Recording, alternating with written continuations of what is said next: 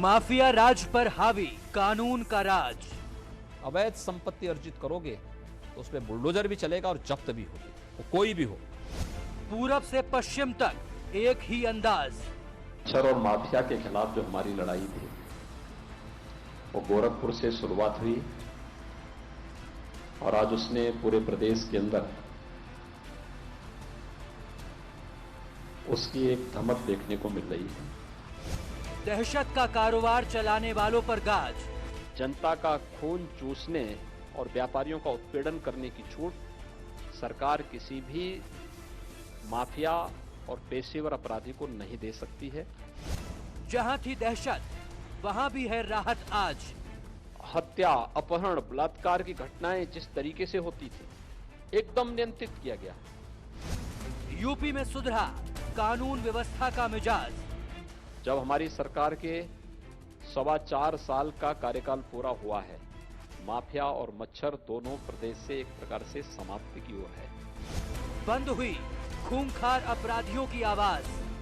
मुझे लगता है कि उत्तर प्रदेश और देश की जनता किसी अपराधी, किसी माफिया और किसी आतंकवादी को कभी महिमा मंडित नहीं कर सकती है।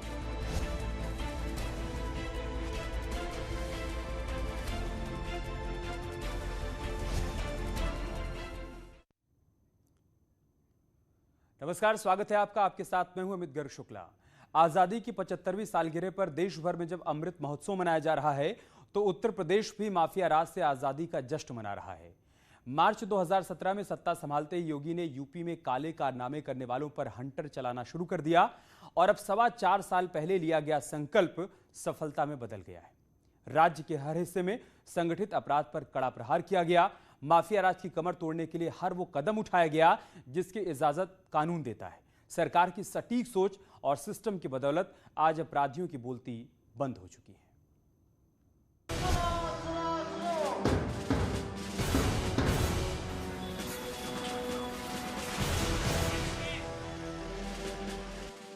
मुख्यमंत्री का यह विश्वास बताता है कि उत्तर प्रदेश में कैसे माफिया राज से आजादी मिली है।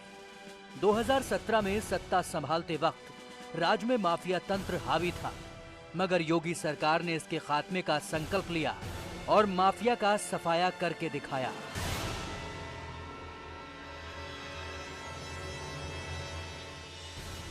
गरजता हुआ बुलडोजर महज किसी इमारत की दीवार नहीं गिरा रहा, बल्कि उत्तर प्रदेश में अपराध और माफिया राज की नींव हिला रहा है। बीते 4.5 साल से यूपी के हर कोने में ऐसा ही हो रहा है।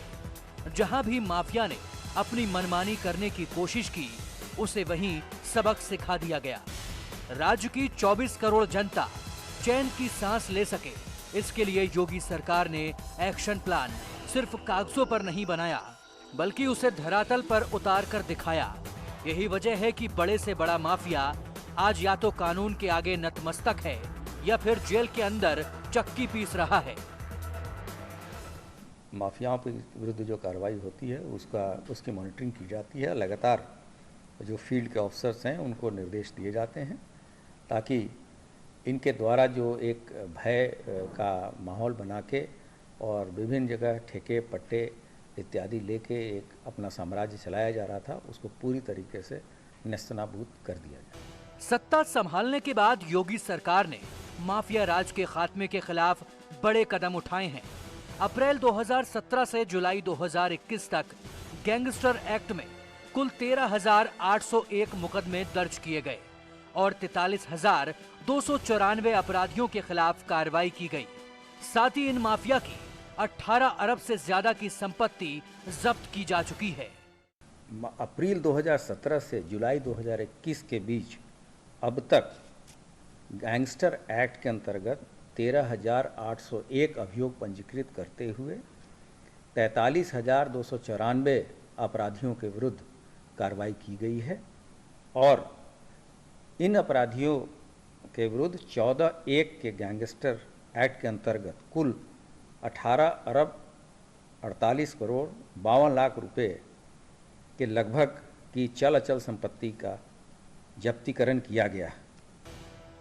योगी सरकार ने राजधानी लखनऊ में भी माफिया के खिलाफ अभियान चलाया और उन तमाम लोगों के खिलाफ एक्शन लिया जो किसी जमाने में सत्ता की हनक दिखाकर काले कारोबार का जाल बिछाते थे।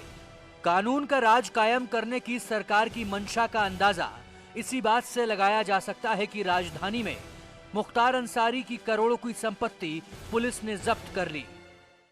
सरकारी सील, सरकारी फरमान, ये आदेश है कि मुख्तार अंसारी की पत्नी अफशा अंसारी की यह संपत्ति अब जब्त कर ली गई है। अब ये सरकार के कब्जे में आ जाएगी। डीएम गाजीपुर के निर्देश पर गैंगस्टर एक्ट के तहत जब्त करने की कार्रवाई अंतिम दौर में है। माफिया के खिलाफ कार्रवाई का सरकारी हंटर पूर्व दर्जा प्राप्त मंत्री मोहम्मद इकबाल और उसके पिता अजमत अली पर भी चला। गैंगस्टर एक्ट के तहत इनकी 254 करोड़ की संपत्तियों को जब्त कर लिया गया। राजधानी लखनऊ में करियर के नाम से उनका medical college, PG college, degree college, convent college, dental college जैसे कई संस्थान खुले थे।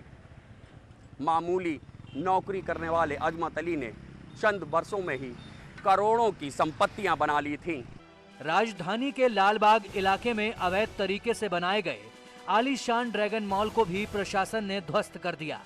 ड्रैगन मॉल के मालिक मोहम्मद सलीम पर आरोप है कि उसने कॉलेज के नाम पर मिली जमीन का व्यावसायिक इस्तेमाल कर मॉल बनाया।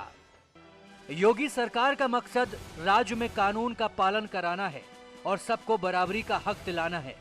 लिहाजा अपने बाहुबल और धन बल की बदौलत नियम कायदे ताक पर रखने वालों को सबक सिखाया जा रहा है। सरकारी कार्रवाई की इसी जद में बीएसपी के पूर्व सांसद दाऊद अहमद की अवैध संपत्ति भी आई। दाऊद अहमद ने रिवर बैंक कॉलोनी में अपने ओहदे का गलत इस्तेमाल करते हुए 5 मंजिला इमारत बनाई थी, मगर प्रशासन ने उसे गिरा दिया। आपको ये जो मलबा दिखाई दे रहा है, कुछ दिन पहले तक यहाँ पर एक आलीशान 5 मंजिला इमारत खड़ी थी। ये इमारत बसपा के पूर्व सांसद दाऊद की जमीन पर बनी थी। सरकार की तरफ से की गई ताबड़तोड़ कार्रवाई से साफ है कि माफिया की जड़ें हिल चुकी हैं और अब उत्तर प्रदेश में सिर्फ कानून का राज है। यहाँ कानून से खिलवाड़ करने की इजाजत किसी को नहीं दी जा सकती। ऋषभ मणि, न्यूज़ 18, लखनऊ।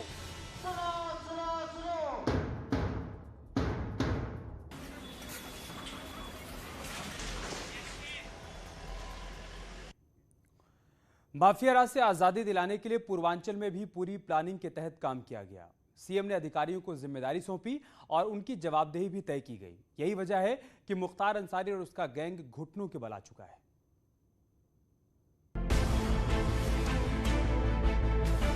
पूर्वांचल में दहशत और खौफ का सबब रहे माफिया मुख्तार अंसारी, अतीक अहमद और कुंटू सिंह अब पूरी तरह पस्त हैं। वक्त का पहिया ऐसा घूमा कि अपने काले कारनामों से लोगों का चैन छीनने वाले माफिया आज जेल की रोटी खाने को मजबूर हैं। अपनी सियासी पहुंच का फायदा उठाकर अपराध का साम्राज्य खड़ा करने वाला मुख्तार अंसारी अब सलाखों के पीछे सहमा हुआ है। बाहुबली मुख्तार अंसारी के खिलाफ पुलिस लगातार कार्रवाई कर रही है। उसकी अवैध संपत्तियां भी जब्त की जा रही हैं। यानी माफिया राज से आजादी का ये सबसे अहम अध्याय है। ताबड़तोड़ कार्रवाई करते हुए अब तक मुख्तार की करीब 350 करोड़ के कारोबार और साम्राज्य को पुलिस ने जमीदोज कर दिया।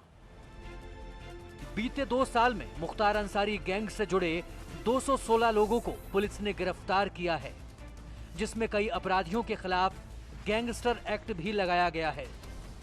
मुख्तार गैंग के 248 सदस्यों पर आजमगढ़, मऊ और वाराणसी में कार्रवाई की गई और अब तक 2 अरब 22 करोड़ रुपए की संपत्ति जब्त की गई है और कुछ को ध्वस्त किया गया।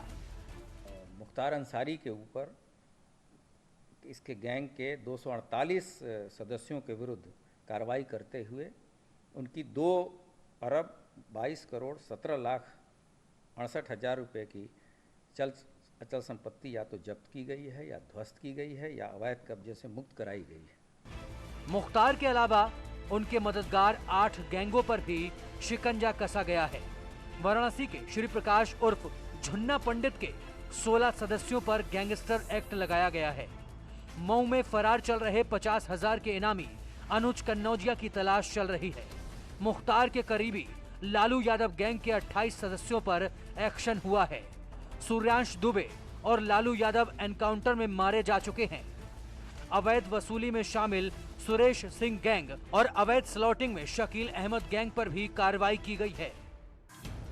पूर्वांचल में माफिया राज से आजादी दिलाने के लिए पुलिस ने अब तक मुख्तार से जुड़े 8 गैंग के खिलाफ एक्शन लिया है। इस दौरान 3 बदमाश एनकाउंटर में मारे गए हैं, जबकि पुलिस की रडार पर कई और बदमाश भी हैं, जिनका आपराधिक रिकॉर्ड खंगाला जा रहा है और कार्रवाई की जा रही है। देखिए, पुलिस के रडार पर जितने भी माफिया गैंग हैं, जितने भी ऑर्गेनाइज्ड क्रिमिनल्स हैं, जिनके खिलाफ भी गैंगस्टर में कार्रवाई हुई है, मैंने एक आदेश दिया अपने सारे रेंज अपने जोन के एसपीज को कि पिछले 3 साल में जिन भी अपराधियों पर गैंगस्टर लगा है और उनकी छानबीन की जाए कि किसके द्वारा अपराध से संपत्ति अर्जित की गई है। तो जिसकी भी ये पाया जाएगा कि इसने क्राइम करके संपत्ति अर्जित करी है, उन सबकी संपत्ति जब्त कराई जाएंगी। मुख्तार अंसारी ने खुद को बचाने के लिए लाख जतन किए। यूपी में योगी सरकार बनते ही उसने पंजाब की जेल में शरण भी ली, मगर सीएम की सख्ती और कानून के आगे उसकी दाल नहीं गली। सुप्रीम कोर्ट के आदेश पर इसी साल अप्रैल में उसे पंजाब से यूपी की बांदा जेल शिफ्ट किया गया। इसे लेकर विरोधियों ने कई सवाल भी उठाए, मगर मुख्यमंत्री ने हर सवाल का करारा जवाब दिया। देखिए, मैं किसी जित के नाते किसी को नहीं लाया हूं जी। कानून के दायरे में हर अपराधी को आना चाहिए और किसी नेता को और किसी पार्टी को यह अधिकार नहीं कि किसी माफिया को संरक्षण देकर के उसका सरपरस्त बने। कांग्रेस को इसका जवाब देना होगा कि इस माफिया को 2 वर्ष से अधिक समय तक पंजाब की जेलों में रख करके वहां सुविधाएं क्यों उपलब्ध करा रहे थे। माफिया तंत्र पर नकेल कसने के लिए सीएम योगी ने जो प्लान बनाया, उसकी कामयाबी की बदौलत यूपी आज विकास की रफ्तार पकड़ रहा है। अपराध कम हुए हैं और अपराधी सलाखों के पीछे हैं। यानी माफिया राज से आजादी के लिए जो मुहिम चलाई गई थी, वो रंग लाई। वाराणसी से न्यूज़ 18 के लिए उपेंद्र द्विवेदी की रिपोर्ट। यहाँ रुक रहे हैं छोटे से ब्रेक के लिए, जल्द होगी वापसी।